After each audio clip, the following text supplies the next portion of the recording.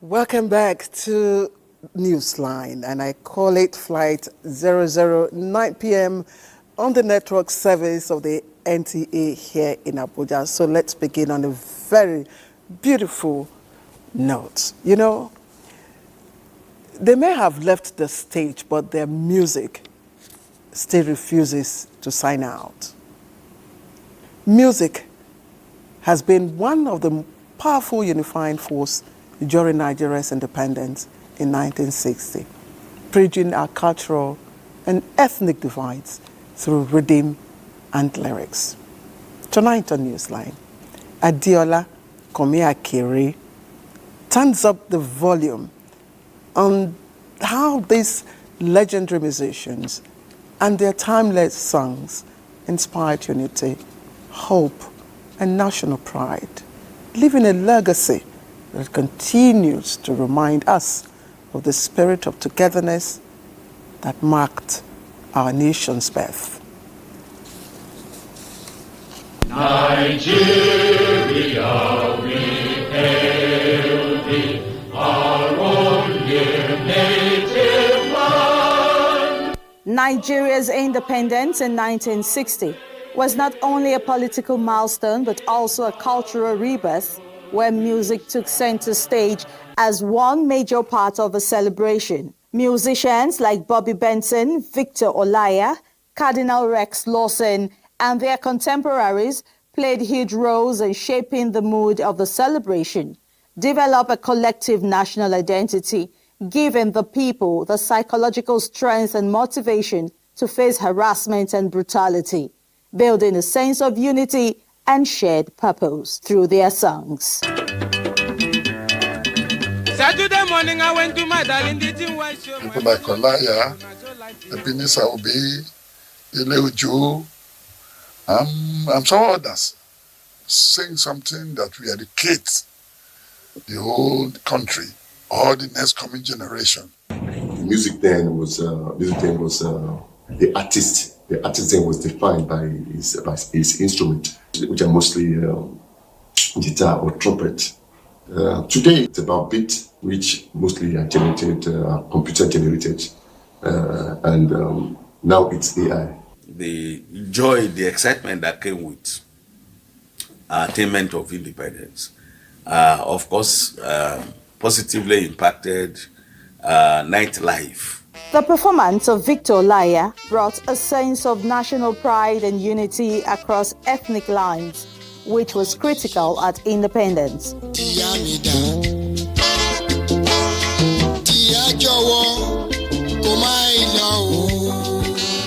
Bobby Benson often infused his songs with the theme of self-confidence and pride as a Nigerian, encouraging the youth to see themselves as part of a new future. If you marry railway driver, I don't care. If you marry motor driver, I don't care. For Cardinal Rex Lawson of the Kalabari Ijaw origin, he also used his songs to bridge ethnic divisions, singing in multiple Nigerian languages, making his music accessible to all. The songs of these legends of blessed memory no doubt captured the spirit of joy, freedom, and anticipation that came with independence, a strong force that still resonates among the people and communities as one great nation. Happy Independence Anniversary, Nigeria. Thank you, Diola. And of course, beyond the rhythm and the spotlight, there are also people, you know, who make music, some sort of music, not with instruments, but with resilience. Now, at just 31, a young man in Lokoja, Kogi State, turned what could have been a lifetime of dependence into the story of self-reliance and dignity. Now, our next report takes us into his world of grit and dignity, his world of hope, hard work, and self-resilience that challenges stereotypes and inspires others. Halima Babali, of course, compiled this story, and is presented from our studios. With just buckets of water and wash clothes, Abubakar Ahmad, a physically challenged man with only one functional hand, earns a living by washing cars of different calibers of people, both small and mighty. It's a friend that led me through the work. When I start, we were very impressed, and when I watch car for somebody, the person that owns the car now came that, oh, his car, said I'm the one. He said, really, he was really impressed with the washing. And I started having my own personal customer. Abubakar sources water himself from a nearby stream in doing his business. He simply created his own opportunity 10 years ago, not letting his physical limitations define him, but instead proving that his abilities far outweigh his physical challenge. It depends on the kind of car. When they can wash, any day market is, I can wash 10, 11, 12. But it depends on who I wash for. And the kind of person, maybe who is the person and see me while I'm walking, I'm washing the car. I feel happy. I said, okay, my money is 1.5 for per car. Basically, okay, so it was okay. Because of your hard working and the way I see you, I'll give you 2,000, 3,000. It depends on the kind of person. Despite facing daily challenges and not depending on others to survive, he tackles each obstacle with a bright smile and a positive attitude, which serves as a signature of his customer service. Bring the car to encourage the young man. You can see these shows that are ability in disability, and that's why I say we patronize him to encourage him to do more. You can find car here more than 10. Everybody, some people will come and park it and they will go, because as you park your car, so you come and pick it. Nothing will miss from your car.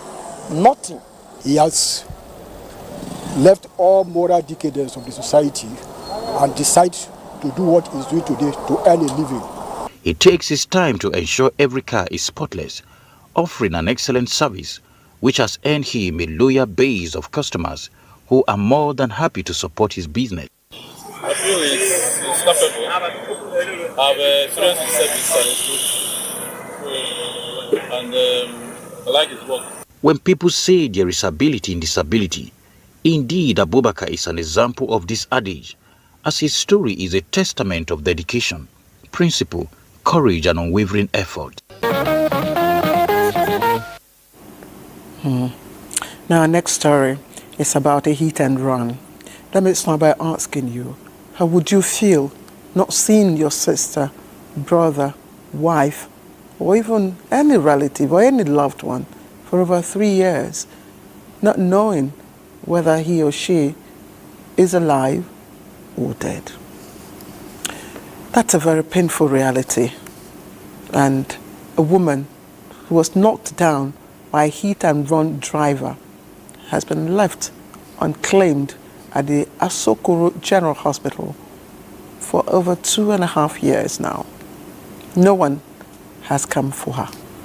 And our correspondent, Hawa Gimba, went visiting. Was found by the roadside unconscious, broken and alone. That was over 2 years ago. Since then, Grace, as she is fondly called by hospital staff, has remained at the Asokoro General Hospital, Abuja, a victim of a hit-and-run accident. For the doctors and nurses, Grace is now like a family and a constant reminder of how reckless driving can shatter lives in an instant. Yet, amid her pain, the compassion of these caregivers has kept hope alive. By April now, she'll be 3 years on bed. She has been taken care of by the hospital. The nurses are the one caring for her. And the people that came around to cheer her up as a philanthropist, they give her money.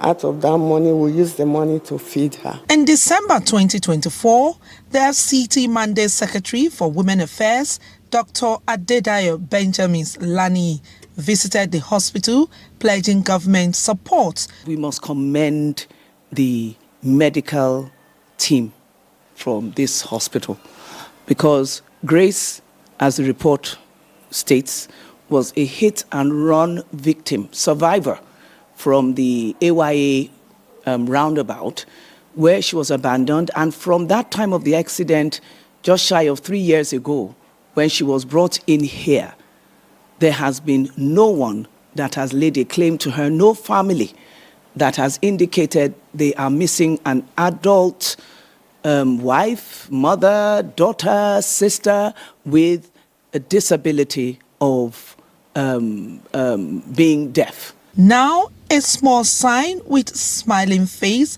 hangs on the wall above her bed, a symbol of love and hope from those who refuse to give up on her. But doctors say she needs urgent intervention to regain her memory and possibly find her family after more than 2.5 years of silence. Still, Grace looks healthy, a testament to the dedication and humanity of the hospital staff who day after day care for her, not just as a patient, but as one of their own. That's exactly what the hospital should be, a home, a place where, you can have comfort. All right, let's take another story. The 2025 NLNG Grant Award Night celebrated literature and science and also was a moment of reflection and renewal as NLNG announces key reforms to its prestigious prize platforms and, of course, the UNVA commemorative book, Voices of Our Leaders. Nigerian novelist Onyi Olugbile won the Nigeria Prize for Literature, while Okodere Anesudu took the award for literary criticism. Diana Ajali's report is also presented from our studios.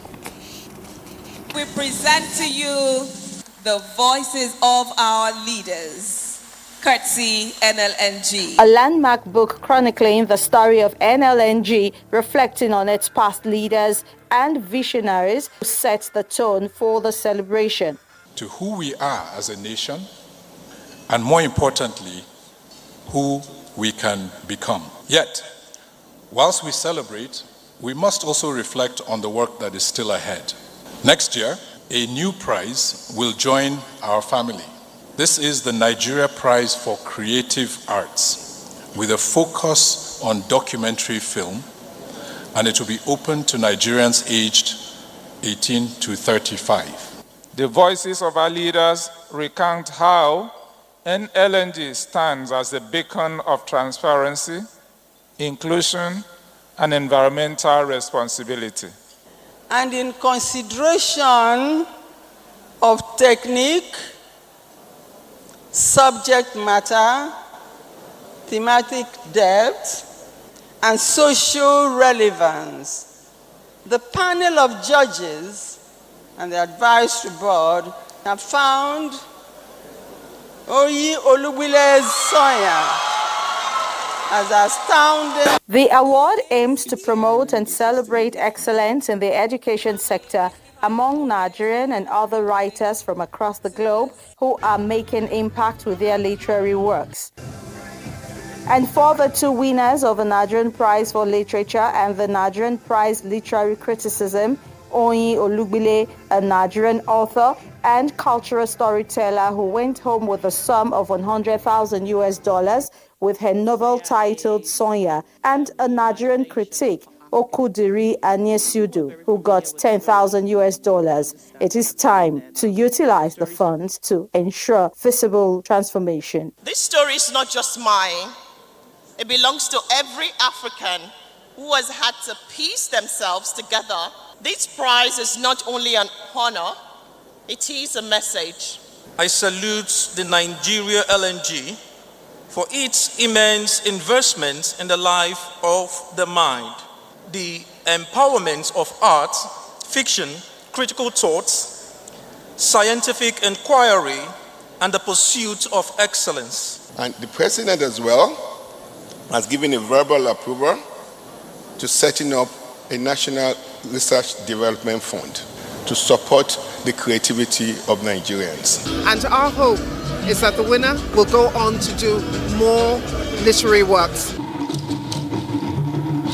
Since its inception, the prize has inspired the publications of more than 3,000 literary works. out of which 17 have emerged winning entries, earning the prestigious award.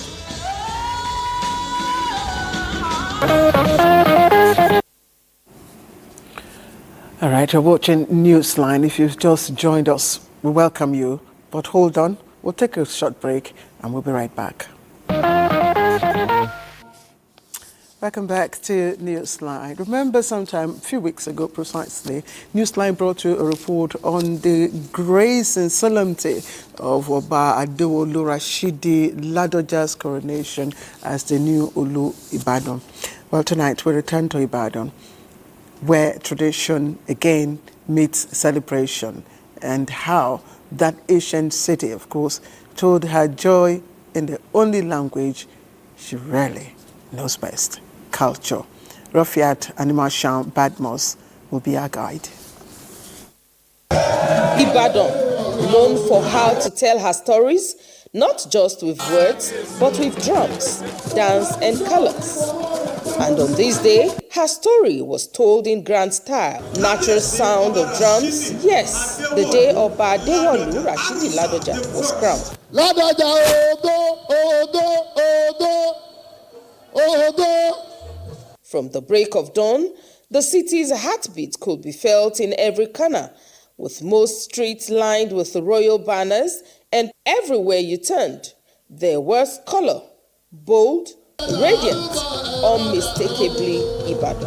I wish that his reign be peaceful, and I wish that the Ibadan people go from strength to strength. The father of so many he feed a lot.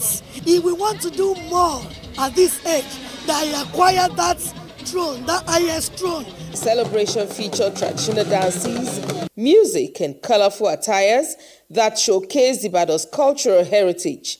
Attendees gaily dressed in traditional outfits added color to the festive atmosphere as visitors turned out to honor the new Olubadan. It's come a long way. We have been with him in industry. He's one of our own, and we are very, very proud to be associated with him. His reign is going to be glorious, it's going to be peaceful, and there will be a lot of achievement under his reign. The coronation, uniquely pomp, was described as a celebration that honors merit and legacy. We are expecting that his reign will consolidate our chieftaincy system, which are really stood the test of time, but which we think can still be refined. We see within a year, by God's grace, that Ibadan will be transformed to an Eldorado. Traditional troops in their flamboyant attires fill the air with drum beats, a blend of pride, nostalgia, and joy. It's a good glory for us. It's going to bring a lot of interest, business interest, development, happiness. It's going to make Ibadan more famous. And we believe that with the experience, the reach, the tentacle, the connection that he has all over the world, he will bring development to Ibadan land. Kabiyesi is a well-known person. Very good person. Ibadan's coronations are always a spectacle of unity and a renewal of faith in tradition, patience, and in the power of culture that binds a people together.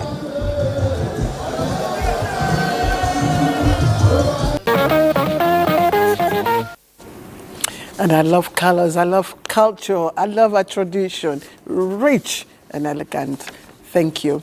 Now, let's also bring you another hit. That's what our next story promises. But it's a hit that comes with pride and celebration. As one of Nigeria's oldest Emirates councils honored a distinguished son with a prestigious traditional title. You want to know who the cap fates? Let's turn to Omar Ajenge for the highlights. The Muda de Zazzau Emirate Palace is filled with excitement and pride. Something historic is about to happen. Yes, the Emirate honors one of its own, Nigeria's former Vice President Namadi Sambo, as he receives the revered title of Sardauna Zazzau.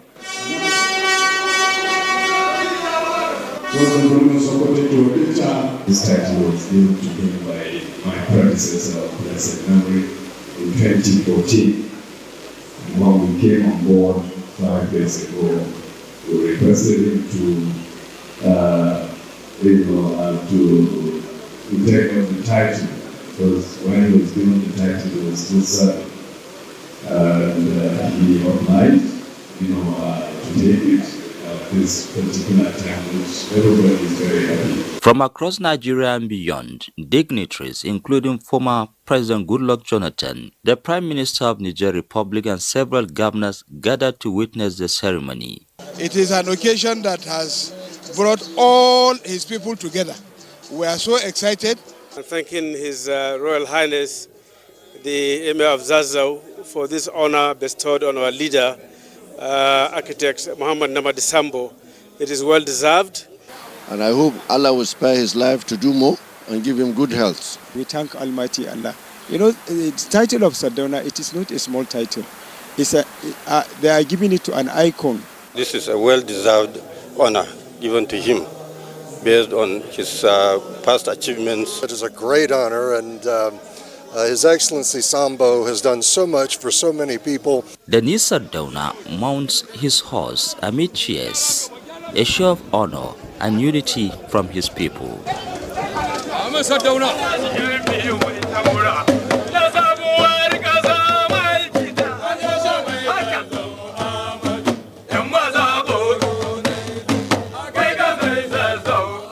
Later, a celebration moves to his residence, where friends and family rejoice with songs and prayers.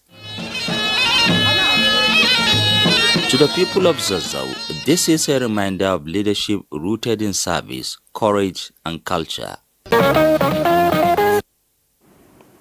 All right, next, the youth leader and activist Usman Baba Abubakar has added another feather to his cap, as he also was the band Sardauna of Hayendogo Samaru Zaria. The honor celebrates his dedication to peace building, youth empowerment, and community development. It is also described as a recognition of his service, humility, and leadership that inspires hope. Lawan Salau report is presented from our studios.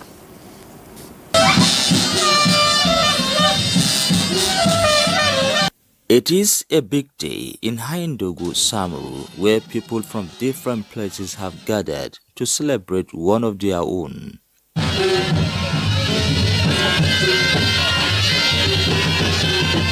Usman Baba Abubakar, though just 40, he has made a strong mark in this community. As a public administrator, he has helped many people get jobs in public offices and work to keep the peace in this area. Because of his efforts, the community leader, Serkin Hayendogo Shehu Musa, has given him the title of Sardauna Hayendogo Samaru. And this is the first time anyone here is receiving such a title in the community.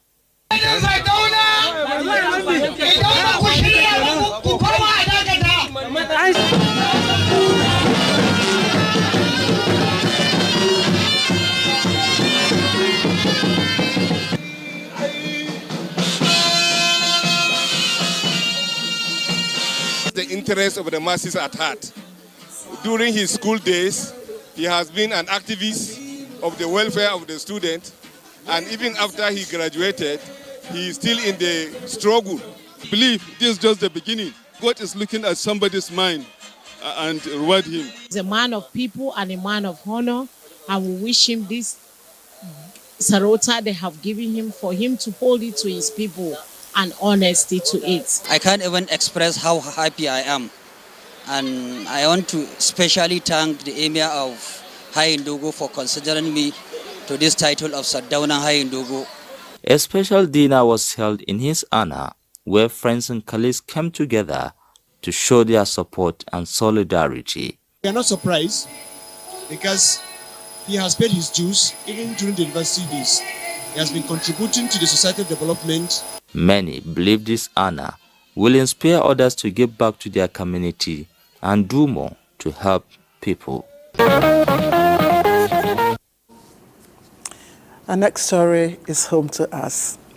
Attaining the age of 90, is not just a remarkable milestone, but especially when the celebrant is in good health and has a sound mind. Now, sailing through 9 decades and counting certainly calls for celebration, but most importantly, gratitude to God Almighty. This is how we can describe the mood of our first Director General of the Nigerian Television Authority, Engineer Vincent Ifeanyichukwu Bamidele Maduka, who just joined the League of Non-Nigerians. Now, his unique celebration attracted dignitaries from all walks of life, including, of course, like I said, the NTA family. Amaka Owo was there to do the needful for Newsline.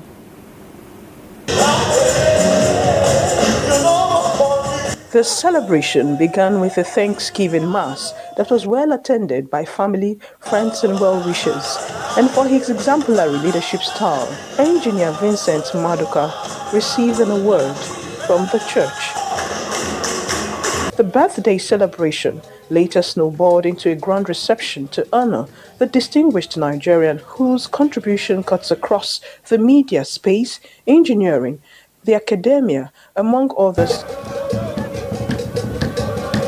It was indeed a roll call of dignitaries from all facets of society as they gathered to celebrate a man simply described as the leader of leaders. I'm happy that I have lived up till today to celebrate his 90th birthday. The Delta State-born nonagenarian is a man of many firsts. He was the first Director General of the Nigerian Television Authority. His life and style of leadership has inspired several professionals across various fields of endeavor who extol the virtues of his quintessential professionalism. He is a media icon and a man of the people. The NTA family, made up of 3 past Directors General, including the celebrant, vibrant NTA alumni, made presentations to the celebrant. I'm presenting to him a small token of appreciation, a card and a 70-inch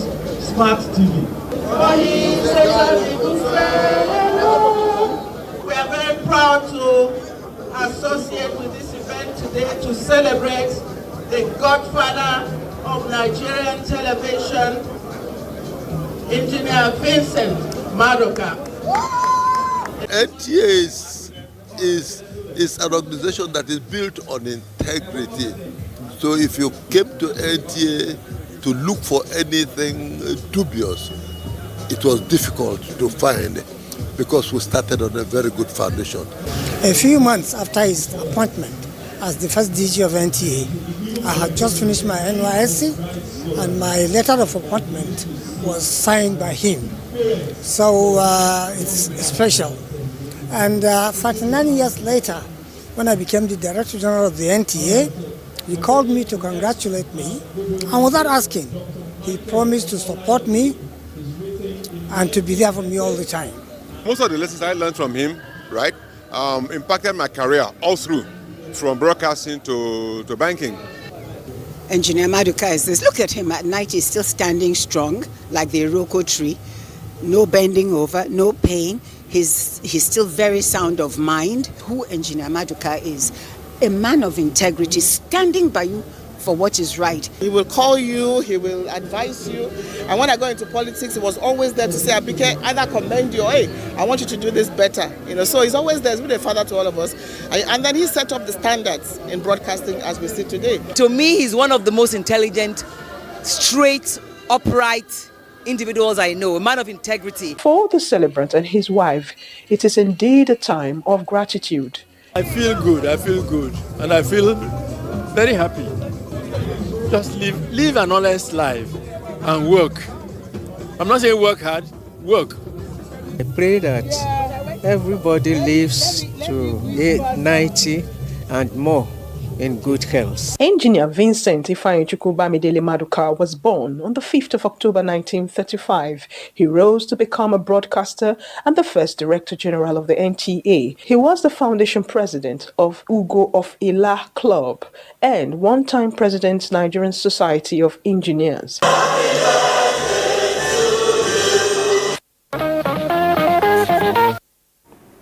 Wow. Such an overwhelming array of veteran broadcasters. Oh, NTA. Such grace. Congratulations, Engineer Vincent Maduka. All right. At 75, Dr. Tunji Abayomi remains a symbol of courage, intellect, and service.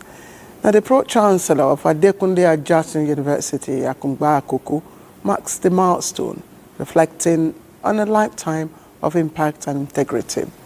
Well-wishers, including former President Chief Olusegun Obasanjo, celebrated a man whose footprints in law, education, and public service continue to inspire many.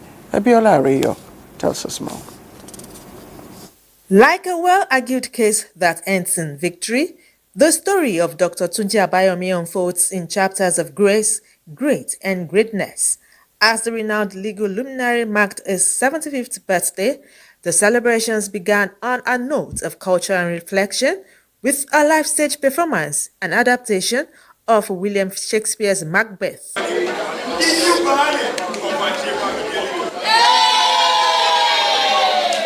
This was followed by a dinner night where well-wishers gathered to honor a man whose life has been defined by law, learning, and leadership.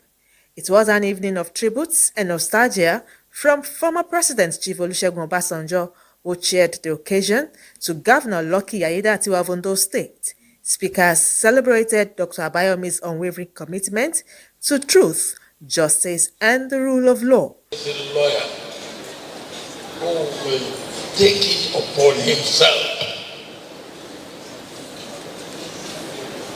to make sure that justice is done. He is a constitutional lawyer, human rights activist, a singer, a dancer, a writer, and someone who loves art so much. Many described Dr. Tunji Abayomi as a voice of conscience and a mentor who has shaped lives within and beyond the courtroom. He's a loving father.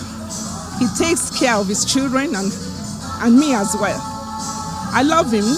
Intelligent, very bright, highly creative, and is a man of many parts. One of the things that have stood out to me is his work ethics. 74. 75! The celebration reached its climax with a Thanksgiving service at his country home in Okeagbe Akoko, where the man of the moment, joined by family and friends, lifted his voice in gratitude.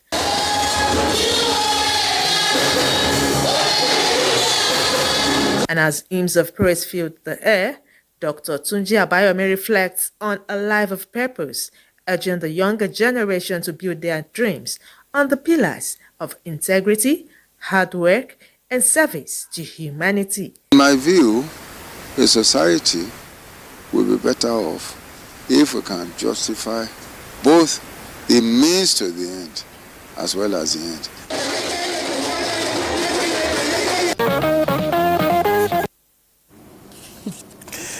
All right, President Bola Tinubu is also felicitating with his son, Seyi Tinubu, as he turns 40 years.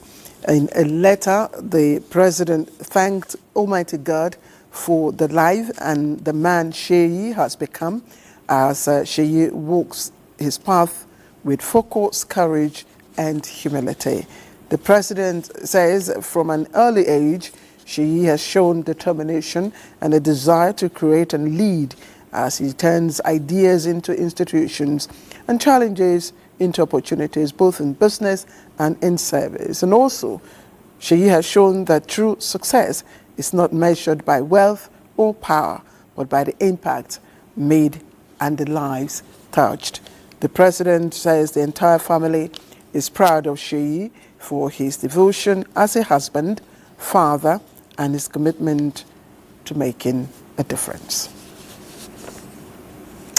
All right, let's take a break. We'll be right back. Welcome back to Newsline. Now, love can find you anywhere, especially where you least expect it.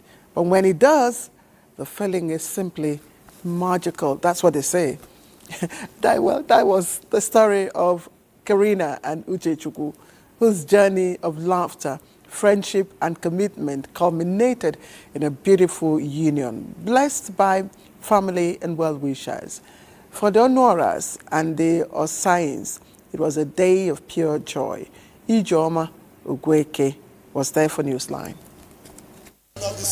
Till death do us part were the words of Zarina and Uchechukwu as they exchanged marital vows in the presence of family and friends. After signing the dotted lines, the duo were declared husband and wife by the officiating minister, Most Reverend Fubara Manuel of the Presbyterian Church of Nigeria. If you want to enjoy your home, be patient with God. Your family is not yours as such, it's a gift from God. Promising her, just like I did during my vows, a life of staying in love with her and being who she needs me to be. With the church service over, the event now shifted to a grand reception where guests were entertained with beautiful dance steps from the latest couple in town as they made their way to the hall. 4, ladies and gentlemen.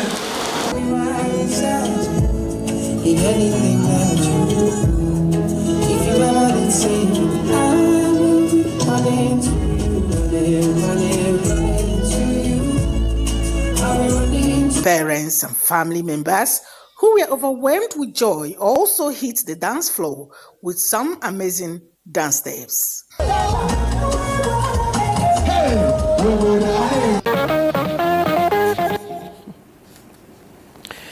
In a world where love is often defined by perfection, the story of Olubumi and Oladele breaks every stereotype, a beautiful reminder that true love knows no limits. Both are physically and mentally challenged, but they found in each other companionship, understanding, and joy. And their union, supported by family and caregivers, celebrated not just love, but also acceptance and hope for all. Yemisi Ajagun was there.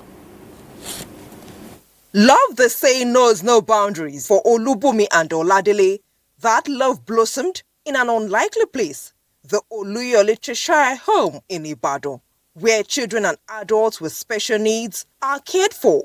Oladele, an orphan and the last of a family of 6, has lived at the home for over 20 years. His bride, Olubumi, has also been there for more than a decade. Both live with mild physical and speech challenges, but their joy on this special day spoke louder than words. Surrounded by friends, family, and the management of the home, who have been their greatest support, the couple sealed their love in a colorful traditional engagement ceremony. From the exchange of rings to the cutting of the cake, it was a celebration of love, resilience, and hope. We lost our mother, daddy, over going to 30 years ago, and the boy has been with me. So I wish them happiness. It's a wonderful day for me, my daughter, and my family. I'm very, very happy. I'm happy to be alive to witness this very momentous occasion. My daughter has been here for the past 10 years, for a little over 10 years, and we thank God for the management. Of children living with disability, that they should please, these children are not a disgrace, they are not shame to the parents. I mean, parents should care for them and take care of them and love them. And the family should still be with them, support them through the journey, and not just leave them alone. With music filling the air, the couple danced joyfully as guests cheered proof that love truly conquers all.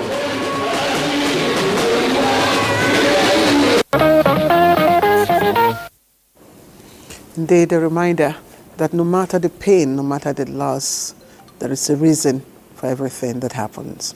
Let's talk marriage now. Once seen as a lifelong union, is increasingly coming under threat. As more couples part ways over issues many say could have been resolved. You know, what was once rare is now becoming common, leaving deep scars on children, families, and communities. Erika Ivy examines the ripple effects of divorce on their home and society. Divorce is separation between married couple who, for some reasons such as conflicts, lack of commitment, infidelity, or domestic violence, decide to part ways. Research shows that divorced men and women suffer a greater level of emotional and psychological distress, which, if not checked, can result in public nuisance. If you have children and you divorce, the impact will be much on those children, because those children will not be brought up well. They will not be well trained, because the children need the training of the mother and the training of the father. But when it gets to an extent of maybe your life going, that should not do you part before you, so you must stay there and die. Psychologists maintain that divorce hurts both parties and even more dangerous for the academic, behavioral, and psychological well-being of the children. Of what could happen after marriage, let's use a woman for example. She begins to be afraid of the protection the man has afforded him over the years. You know, the man actually gives the woman a lot of financial protection, fiscal protection, protection from a whole lot of things. It gives some dignity too, especially in the African society. And then the problems that, the stigma that may come with the name a divorcee. Some wife decided to divorce the husband, and also some husband, because of one thing or the other, they decided to divorce their wives, and this posed a serious threat, danger to the family, especially when they were having children. The alarming rate of divorce in the society of recent has become a source of concern, as people are wondering and asking these questions. What are the cultural and religious stand on divorce? And so you must also have understanding of what marriage entails before you enter into it. It's for matured minds. A lot of persons, it depends on what you have in mind when you enter into marriage. Yeah, basically I tell you, Islam permits, and I put that in inverted comma, open and close, permits it. This is one of the most hated things. I tell you, and for a summary, Islam does not encourage divorce, but permits it in extreme situations. I believe that there's the role a father play, there's the role a mother play. May not be noticed, that contribute into the proper building, growth, and personality development of the child that's growing up. So in a toxic situation like that, we advise them to separate so that you can live and at least watch over your children. Religious clerics in their submission opine that concerted efforts to teach family values and religious principles should be taken into consideration in order to check the menace of divorce in the family, community, and society at large. For every girl walking into a classroom in Kano today, another stands by the roadside, trading to survive. But their dreams are the same, to learn, to grow, and to become. But their chances are certainly not. And that is the story of how opportunity, or the lack of it, shapes the destiny of the girl child. Fatima Sanusi sheds light on this. And hopeful. For others, it is long uncertain and often discouraging. 13-year-old Rukaya boards a girl child school bus with her classmates, her backpack filled with books and her heart filled with dreams. Her school recently got new toilets and free transport, small changes that have made big difference. Confidently, she says, "I want to become a doctor." Because I like to help girls like me and also females that do not want males to check them. Not far away, Zainab, 14, balances a bucket of bean curd on her head. She poses as the same school bus rolls past, watching it fade into the distance, just like her dreams. There is a special program which is a joint program between the state government and also the old banks. That is the Agile Adolescent Girls Education and Initiative also. I I wanted to tell you that more than 30,000 girls were returned back to school through this project. And the government is doing all it can to make sure that our girl child get, a proper education. 2 girls, 2 dreams. One lifted by opportunity, the other weighed down by circumstance. Their stories remind us that while progress has been made, true success will come only when every girl's dream finds its way back to the classroom. All right, of course, at just 6, Yusuf Abdul Salam from Kwara State is redefining brilliance on the Scrabble board. The primary 2 pupil has represented his state in national tournaments, beating much older opponents with ease. We have a report from our studios. At an age where most children are just learning early childhood education, 6-year-old Yusuf Abdul Salam from Ofa, Kwara State, is already spelling his way into fame through Scrabble. At the 8th Aoshika National School Scrabble Tournament 2025, with over 180 competitors, Yusuf finished 4th, losing only to the eventual winner from Ogun State. He made history again at the National Youth Games in Asaba, winning gold and silver medals as the youngest medalist of the event. I pick interest in Scrabble because my daddy is playing Scrabble. I want to become the best Scrabble player in the world. Yusuf's passion began at age 4, watching his father, captain of the Kwara State Scrabble team, play at home. With steady support, he has now defeated both his father and coach in local trials. Scrabble has even made the academic so easier for him. When you teach Yusuf a particular aspect of Scrabble that even adults might find difficult within the next 6 months, Yusuf will be able to capture and understand everything within months. Impressed by his achievement, the Kwara State Sports Commission, led by Mrs. Yemisima Kojola, visited the school to celebrate and encourage him. It's a good potential for Kwara State and for the family. When I saw that in Asaba, I was so impressed. So I have for a 6-year-old boy and got gold and silver for the state. For a 6-year-old primary 1 student, and he's doing so well at that national level. If he continues like this, sky is the beginning for him. For Yusuf, the journey has just begun. His story proves that talent, hard work, and passion can turn any child into a champion, regardless of age. All right, I remember when I was in Form 1, I also started well, running 800 meters open. But here am I. What am I doing? Broadcasting. All right, it's time to guide Newsline Airways safely back to the runway. Flight 009 p.m. But before we power down and shut the engines for the night, here is my 2 kobo piece.